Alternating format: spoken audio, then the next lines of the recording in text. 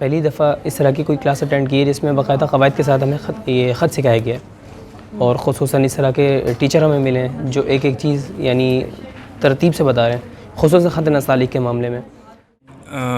Although it was online, but to see him the first time here in LUMS and in such a vibrant and wholesome experience in this classroom, I never imagined कि मतलब इतने ज़्यादा students आएंगे और participate करेंगे and to see their passion as well. Students have come from Karachi, from different parts of Lahore, even different parts of Punjab. Credit goes to obviously Hast and Neest and their team. They managed it all so well, and with our collaboration, inshallah I hope कि आइंदा भी हम इसका collaboration कहते हैं। पहले competition में हिस्सा लेके और फिर ये वर्कशॉप अटेंड करके बहुत अच्छा लगा। बिल्कुल बेसिक्स से पढ़ के कि अब हर चीज़ के बारे में, कलम के बारे में कि उसको किस तरह पकड़ा जाए और ये वो।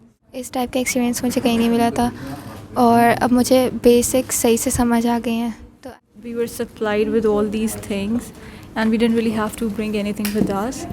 And the teacher, mashallah, he is very knowledgeable and he taught us really well, and he actually described everything. He gave us the whole background of calligraphy. मुझे बहुत दिलचस्पी थी इसकी हिस्ट्री और बैकग्राउंड भी हमने जाना जो कि मुझे नहीं पता था पहले। बहुत सी मिसकंसेप्शंस क्लियर हुई हैं कैलीग्राफी के बारे में। Sir told us a lot about it as well, information as well, और फिर end पे we practiced a little bit as well. तो like मैंने अपनी practice भी की थी ना, it was fun and I think I learned more about it today. So yeah. History पता चली कि कहाँ से स्टार्ट हुई थी और क्यों, रीजंस वगैरह, ये सारा कुछ, कलम वगैरह, उनके बारे में भी काफ़ी कुछ जानने को मिला।